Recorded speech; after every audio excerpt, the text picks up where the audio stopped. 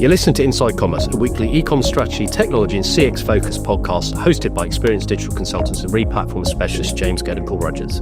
Get insights into e-com strategy and leading brands, hear from industry thought leaders and leading tech vendors with practical advice to help you improve your online CX. This episode is sponsored by WorldPay and got a one of our longest fans and most frequent guests coming back onto the show. I'll let Jim introduce himself better in a moment.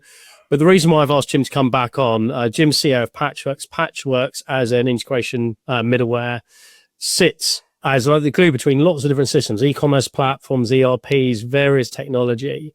And therefore, the team at Patchworks have a really good view on the market because they work in lots of different vendors, retailers, to basically solve technology integration problems. And it's a really good time to take stock of how Jim and the team at Patchworks see the market, what's happening, what's the trend in tech. And also, and I'll let you explain what this means for you guys, Jim, is that you are now the Ecommerce Technology Vendor of the Year, according to the Retail Systems Awards last night. Congratulations. Thank you very much, James. Yeah, very, very proud of the team and all the hard work that's gone into that. It's interesting because we didn't actually have anybody at the awards, just to prove they're not pay to play, these things. They're very well judged from that side, but, it's testament to all the hard work we put into building what I believe is the best integration, middleware for e-commerce. As a platform, we specialize in the e-commerce industry. We've got a few customers in hospitality that we could talk about if it's interesting, because they're adjacent industries anyway, really, aren't they? If you know what I mean, they're all taking money from customers. But yeah, Patchworks exists to help our partners and customers build integrations between systems as quickly as possible, whether it's a re-platform of a piece of technology or connecting through to a new technology from behind the scenes. And then I actually did a LinkedIn post about it last night, during the England game, because the first half wasn't great. We exist in the dull, to be honest with you. You know, as soon as you're live, what you really want is for everything just to work and to be the same every time. So we've got customers that have done 400,000 products and 50,000 orders on Black Friday morning. They want those orders to go through every single time to the warehouse exactly the same way, right? And that's what Patchworks is really good at, with the auto scaling, the security, and the robustness of, if another system goes down, waiting for that system to come back up and retrying that stuff. So, you know, that's the kind of the really boring reason for taking us if you're an enterprise retailer. Yeah, I think it's quite a nice way of framing it, because you don't want the technology shouldn't create loads of excitement and drama. It should be reliable. You almost want to not be talking about it, because that means it's functioning as you want it. And as someone who's worked with a lot of businesses, you've used Patchworks, and I've worked with other middlewares as well. But Patchworks specifically in the Shopify space is, I guess, the de facto for a lot of agencies at the moment. And I've seen firsthand some of the things they can do, and we'll tease out some of those kind of more unique use cases during this. But for those listening, the areas we're going to focus on today is the tech trends that Jim is seeing, like, you know, what's trending and why, which types of systems are in demand at the moment to be connected to e-com. Then about the AI studio that Patchworks launched this year, looking at how they are using AI to improve operational efficiency, both internally for themselves, but also to enable integration developers and retailers, e-commerce teams to do things smarter and quicker. Then we're going to look at some edge cases. What are the ways that the platform's being used innovatively?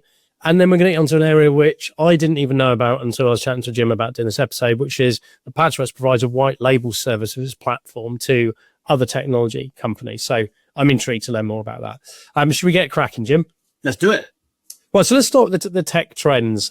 We all work with different businesses, different types of projects. You work across loads of B2B, B2C, different, and, you know, enterprise down to smaller retailers.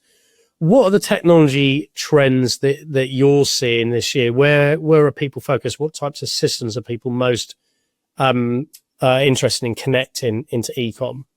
So Riverside's telling me we're at 4 minutes and 12 seconds in, and it's the first mention of AI. We'll come in right now. But, you know, I have to mention it because it's impacting everything across the board. So to specifically answer the question, you know, we sit as that middle layer, like you said, quite often between the front end e-commerce, so the e-commerce, the POS, the other systems there, And then ERP, 3PL warehouses. We're quite often, that's where we're put in, is that kind of process or choreography and orchestration layer, really. And I think it's been an interesting trend towards product information management, right? And I say it's a trend because, back in my day, and I've been on this, like you said, I think it's my 5th appearance now, isn't it? So do I get to keep the shirt, James? I host. So, but we talk about the kind of Hybris days. Hybris had a PIM in it, and so the product data kind of naturally got fixed. And I think the AI impact, what we're seeing both in B2C, more in electronics, but also in B2B as well, is that the product data has to be really, really good to show up in the large learning model. So AEO, if you want to call it that, or GEO, where people are going to Claude instead of going to Google and saying, hey, I've seen this handbag being worn by this celebrity. It's Christmas. I want to get that thing from my partner.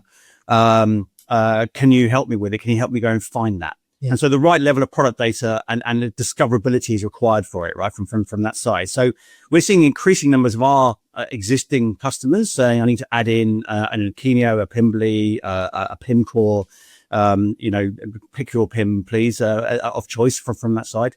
But also, leads coming directly to us saying, look, I'm using NetSuite, say, to manage our product data. And it's not brilliant for that, right? It's an ERP system. It isn't a product information management system.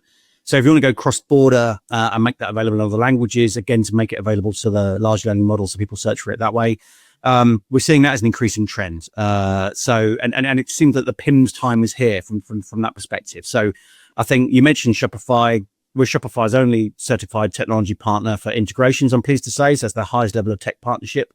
And there seems to be a Shopify stack, which is, we're there on that side. You've probably got a Acumatica as the PIM on that side as well.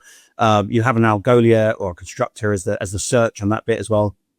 And that seems to be like a go-to stack for a lot of retailers, that we're a part of.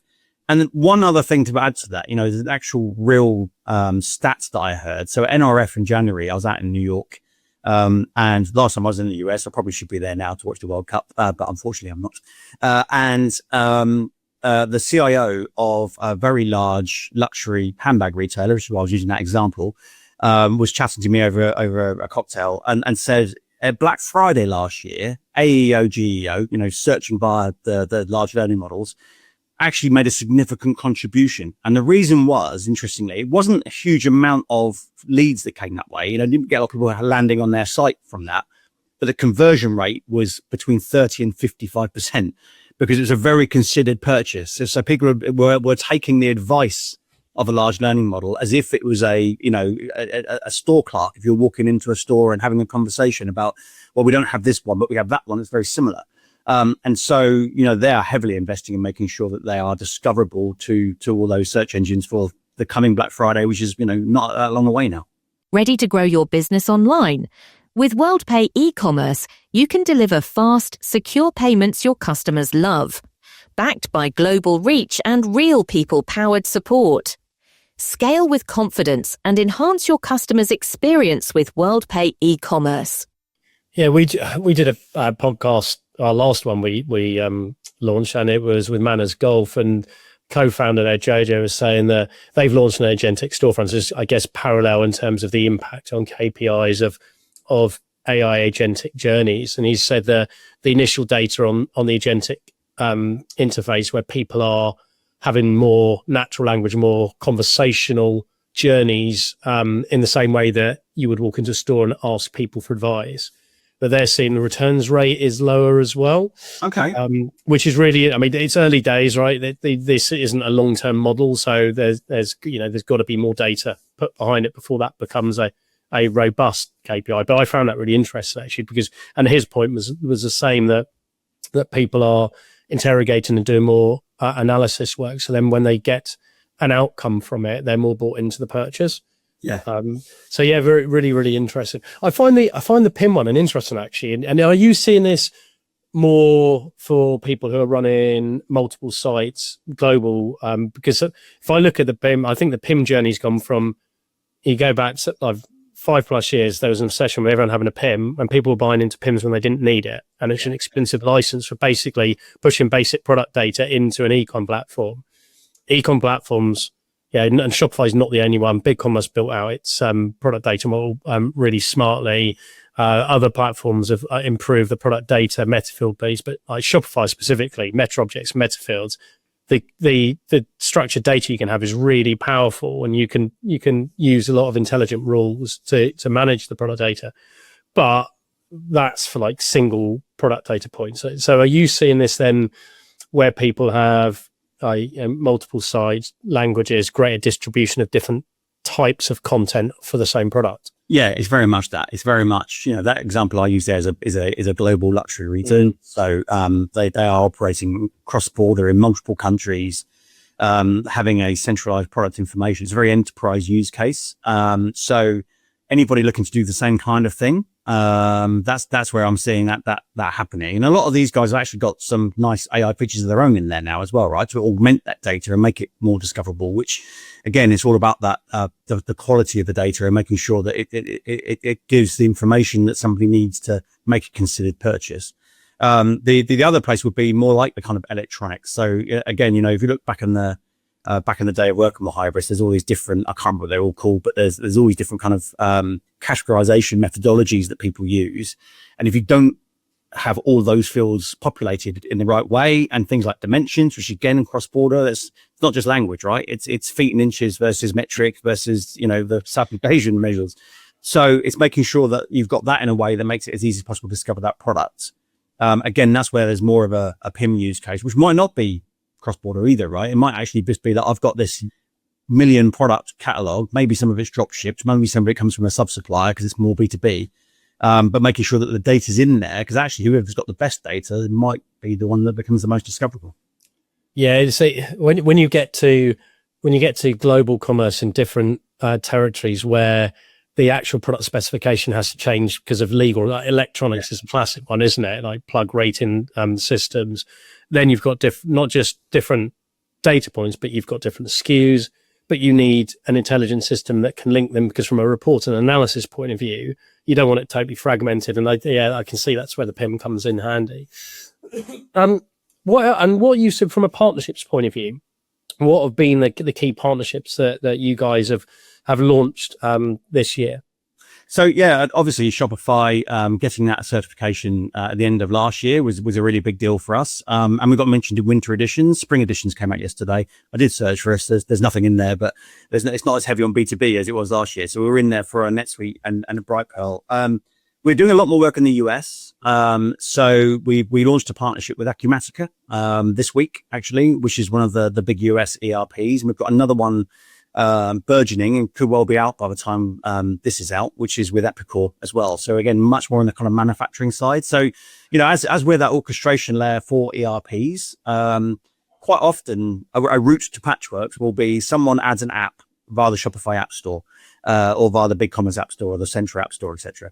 And then they realize that app's not customizable enough for what they need because they've got particular product requirements. We've got a customer that's got 237 custom meta fields in their product, for instance, and trying to integrate that with NetSuite using the kind of out in the box apps is complicated. So we'll see that as a route in to us, and so it makes sense to have those ERP partnerships, and it makes sense for those ERPs because they might not even have that app, right? So that would, if someone's replatforming from Salesforce or from something else, and they've got a big lump of code that does that integration into them, and it's hard, then it's important for them to have a much easier way to be part of the conversation of actually we can remain your ERP even though you're moving to Shopify, BigCommerce or whatever.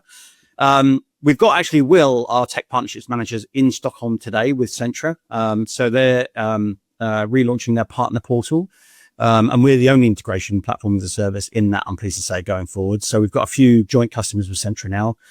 That's a fantastic platform, and they're lovely people, which always helps as well from that side. So, in fact, they were with us at that NRF dinner I mentioned with a CIO of the luxury handbag business. So, that's going to be really cool for us, I think, because it will give us more of a kind of movement into the Nordics. And, we're very heavy in fashion. I'm wearing my Castor, branded top.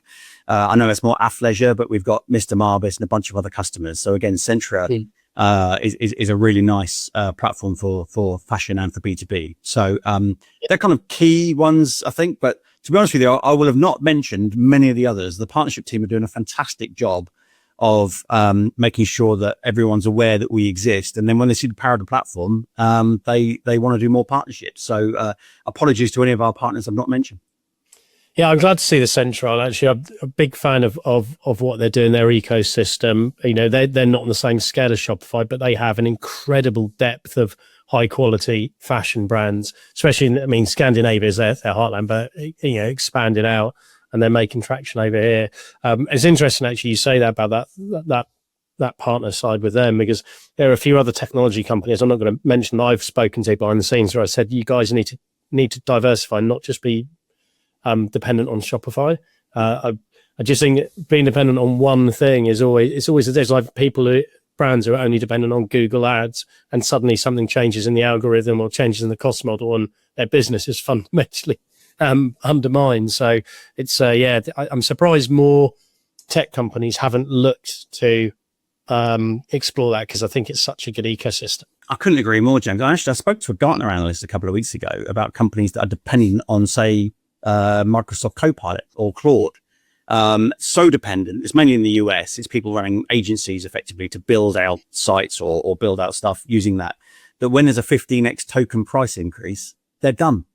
It absolutely ruins them. So, you know, it's important to have that broad partnership. And actually, I will mention scale as well, because I met Kit Preston Bell on the stand at Shop Talk last week, and we announced a partnership with them a couple of weeks ago.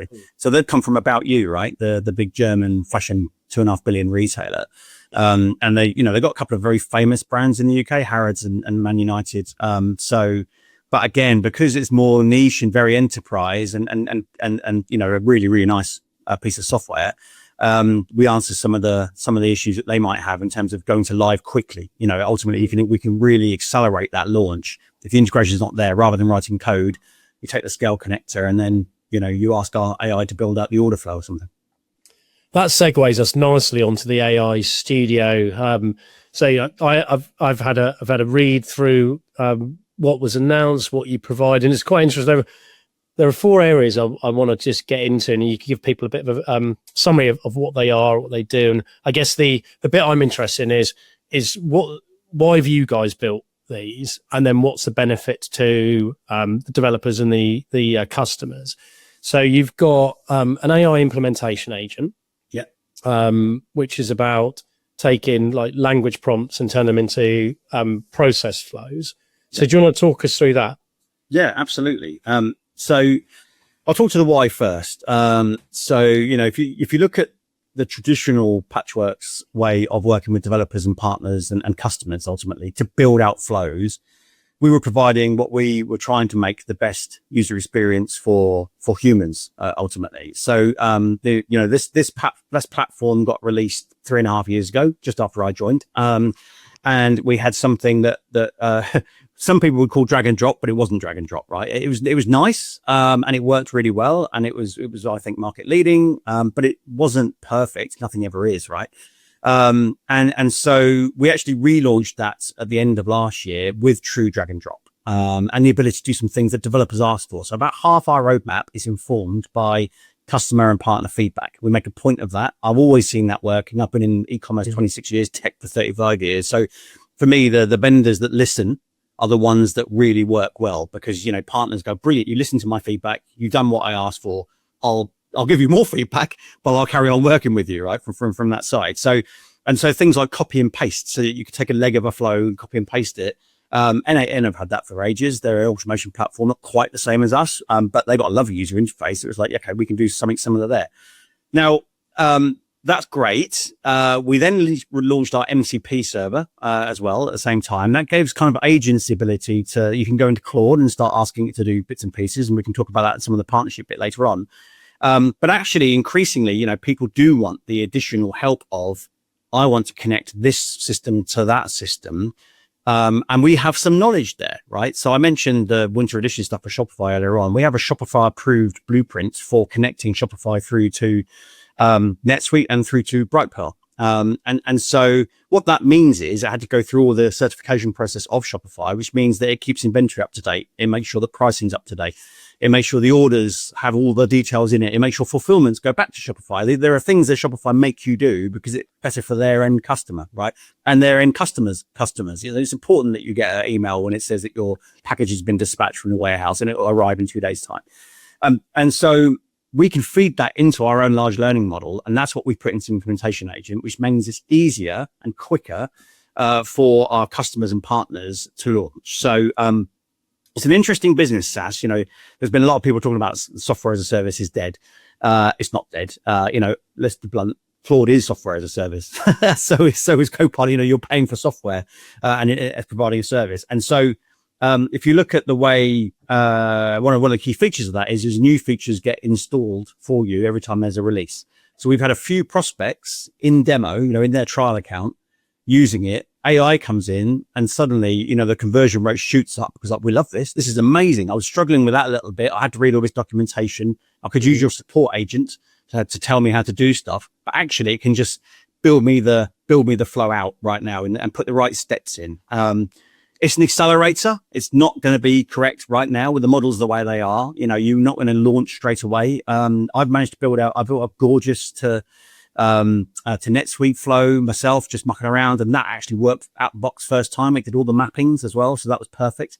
But it's more often than not you'll get the bones of it. You still need a human in the loop, and then you can push it through the virtual environments in Patchworks to make sure it's well tested.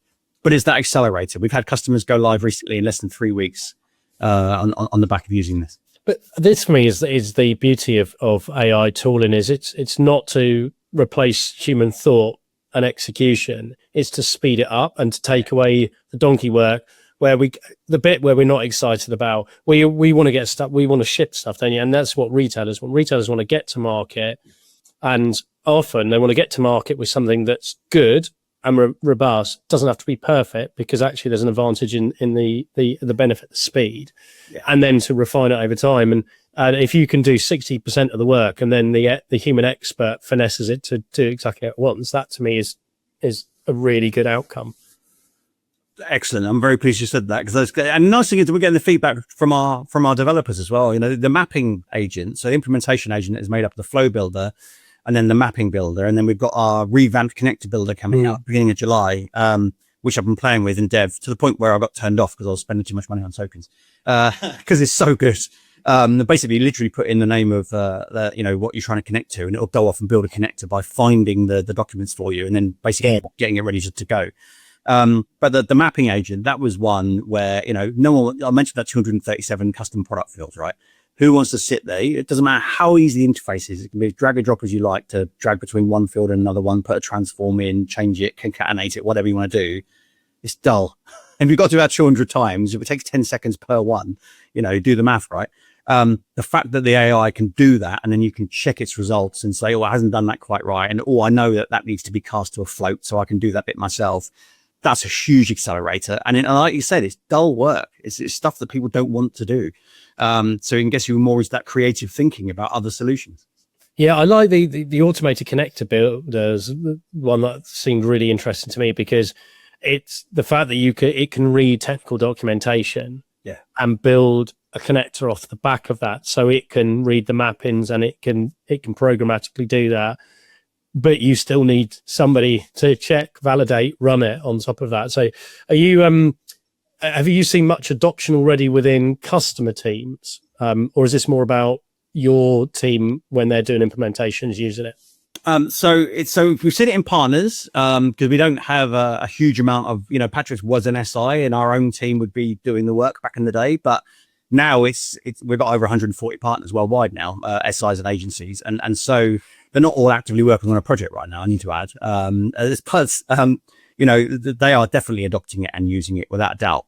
So we had a kind of what we call a rip and replace from Sligo, one of our competitors, come in 3 weeks ago, and Ritesh at MRE Digital used this to do exactly that, ultimately, to say, take these flows, rebuild them this way in Patchworks. But we are seeing end customers using it as well. And it's probably more on the kind of innovation side. But I think what's nice is these agents will talk to each other. And the next phase of AI Studio will be the kind of the flow assistant ultimately, which will be very much, what do I need to do? I need to connect orders, inventory, pricing. Okay, this is what you need. It will control the other sub agents to do it. They're all made available via our MCP server as well. So MCP stands for Model Context Protocol. For people listening, it's like, great, here's another acronym. Thanks, techies. But what it allows you to do is integrate Patchworks. And most of the vendors that we work with have got one as well. Like Bloomreach have definitely got one, and a bunch of others. It allows you to integrate it into Claude, right? And do stuff in there as well. And so we've got customers calling these agents, but also calling our API via the MCP, doing quite cool stuff in things like Slack and Teams chat and Copilot for the actual operational running of the orders. Because coming back to the start of this, it's all very good that you can go live as quickly as possible. But once you're running, data will go wrong, right? So we had a customer recently that installed the TikTok app on Shopify. That doesn't have a billing address, right? Orders that come through from that don't have a billing address because TikTok's taken the billing, right? So immediately the flow started to fail because the data was lacking something that was in the mapping file. But the nice thing was, because they'd connected up the Teams chats via MCP, they started getting alerts to say some orders have failed here, and it could do slightly more than that. It could say, I looked at the data and it looks like it's missing a billing address. And of course, the next step, therefore, in the AI Studio is, would you like me to fix that for you? So sort of self-healing data, where you can give it that ability to say, oh yeah, could you copy the shipping address on those type of orders into the billing address? I've redone the flow. It's ready for deployment. Again, coming back to, let's not go mad in production. I wouldn't go down to the line of saying, yeah, just go and do anything you like in production, that side. Why don't you go and test it, and then we can push that live, and then that'll fix that forevermore, if you know what I mean. So that's quite cool stuff that our customers are doing. And so like Castor, Finisterre, Oliver Bonus, they're all using our MCP for the kind of operational running data piece, which is awesome. Yeah, the self-healing, I find that really interesting. Have you got any other examples then of where the agentic side is doing that, identifying data issues and coming up with resolutions on the fly? So no other ones in production yet. The AI Studio's only been out for 3 weeks from that side. But Connor, our CTO, if you look up Connor Barr on LinkedIn, put a video live showing that with actually rebuilding the flows via MCP last week. And so, the power possibilities are there. And the nice thing, what's brilliant about what we built here is it's all built on really good principles, right? So, we followed Mac principles. So, our iPaaS is headless effectively. The reason we could launch that new front end is because it's a new front end. The old one's still there if you wanted to use it, if you know what I mean. Same with the MCP server. You can put that on as a different front end on top of the APIs that exist. And so the principles of the deployment piece, the fact that everything gets versioned, that you have to test it, that you can move it through the virtual environments to make sure everything that I've talked about is built on top of those principles as well. So you're not going straight into production from that side. So have a look at what Connor's done. If you want to do something similar, you can do that and play with it in a dev environment. And then once you know it's working, off you go. The powers and the possibility. Well, another question I got is around innovative uses, edge cases. We all know it, like integrations are always fun. Whenever you're connecting systems, something comes out of the woodwork during the process of, didn't realize that we needed to do that, or we needed that data point, and that's not quite working how we need to, or actually we've got a problem that we can't do what we want to do in our source system. How do we get around it? So before we start recording this, I gave you the case of my client at the moment where they've got big sale price drops across 40,000 SKUs. Shopify doesn't have B2C price books. You could build something in a private app within Shopify. You could do it. You could build it, I guess, effectively natively, but it's extra engineering, it's extra support, maintenance, and that's not a proven thing.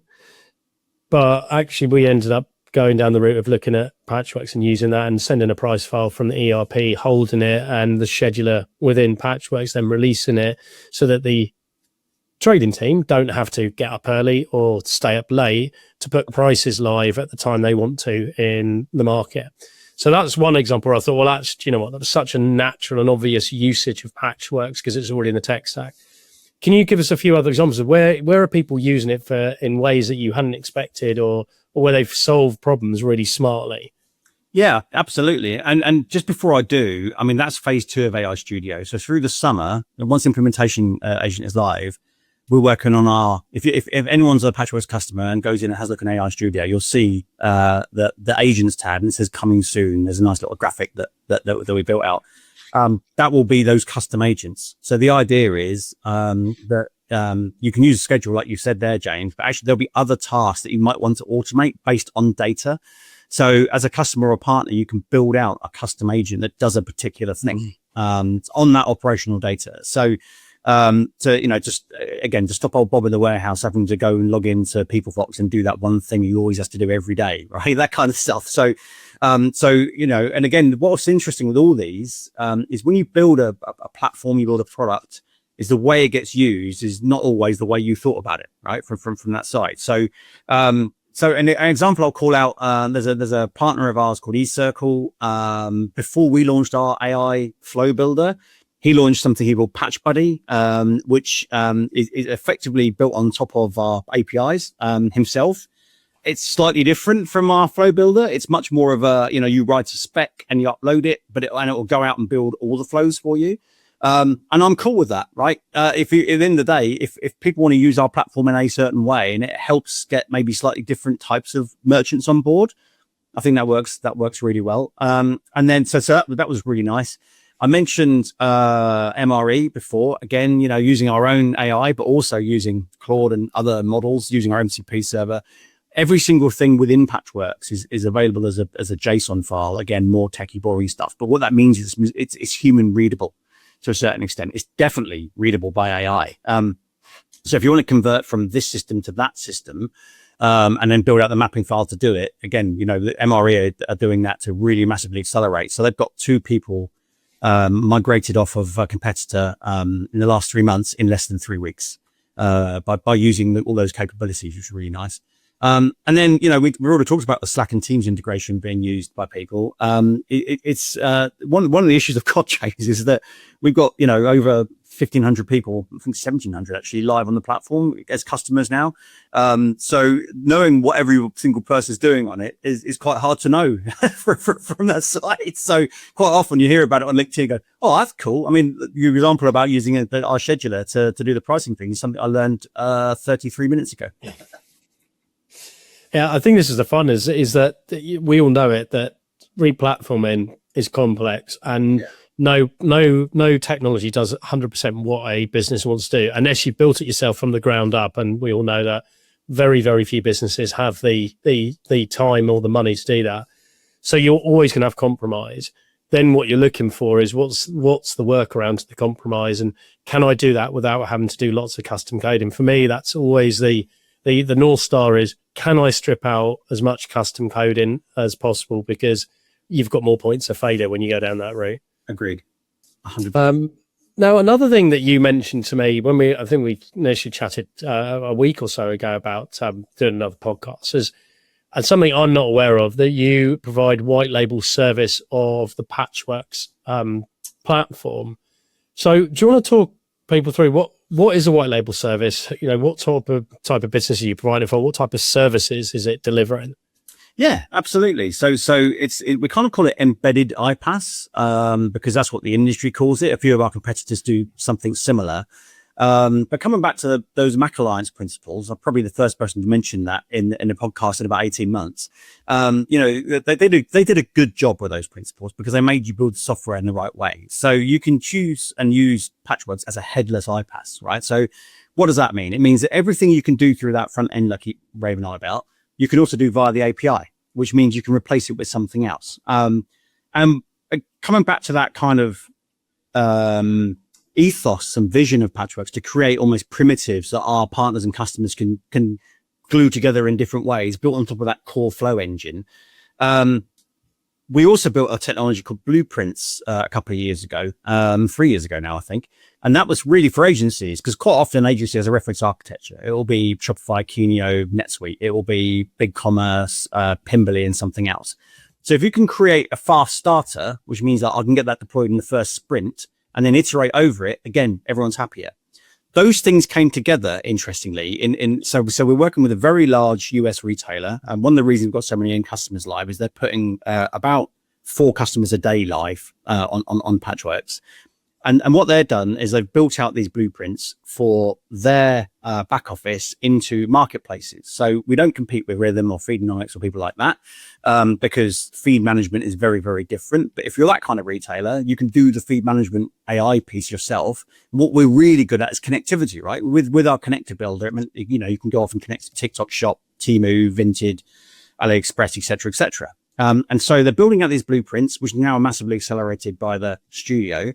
And then they're white labeling us by putting us behind a connect to marketplace button, right? So in their app store, you can say, I want to connect my orders to TikTok.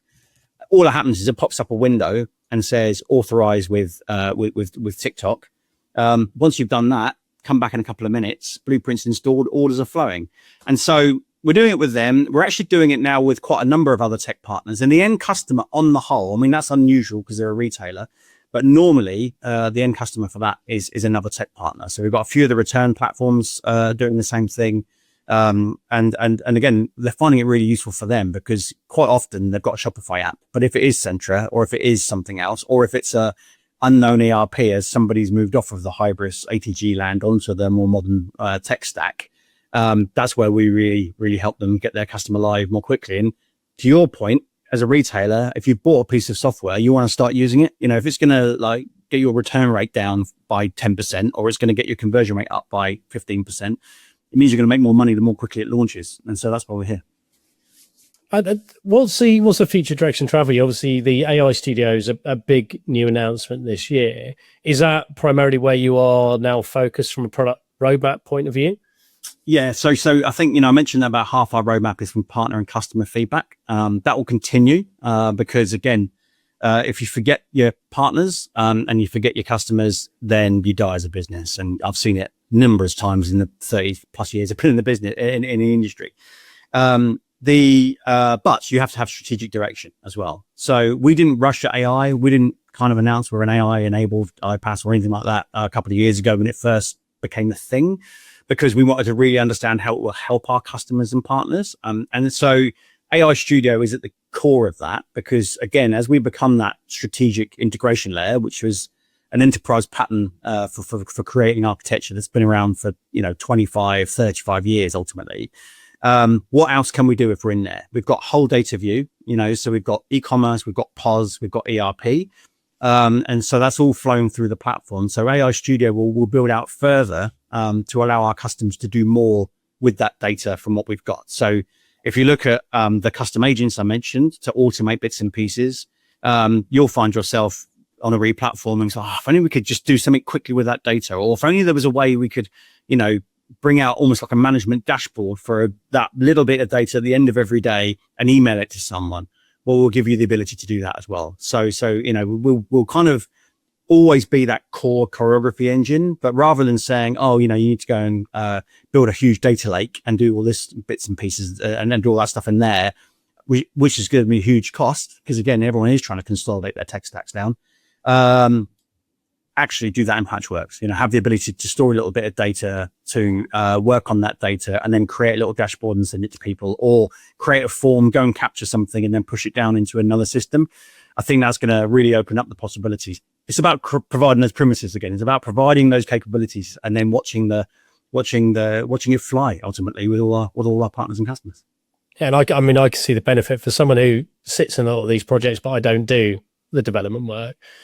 The ability to speed up the build of flows through intelligent agents and not on having to do so much manual work to build the flow, but using those prompts and commands and then refine it. I can see a massive benefit, because then we could get flows live quicker for testing like core data, even though it's not a finished like polished flow, but just to get it live and see data flowing through and find early errors in the data model to then fix at source. The sooner you can do that, the better in a project. Well, we're rushing to get that stuff live this calendar year. Very pleased to say. So the nice thing is the way the platform's been built, we can innovate very quickly. Some of the AI Studio stuff has been worked on since January, but the final end product, that came out in 3 or 4 sprints, which is the power of having a very modern platform.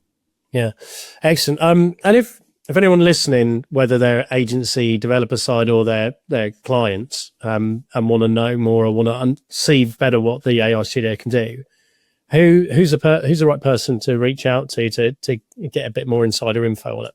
So definitely go to our website. We've just relaunched. We're patchworks.io now, I'm very pleased to say. So did the email migration yesterday as well. That was always fun. We've got our own tech challenges as well.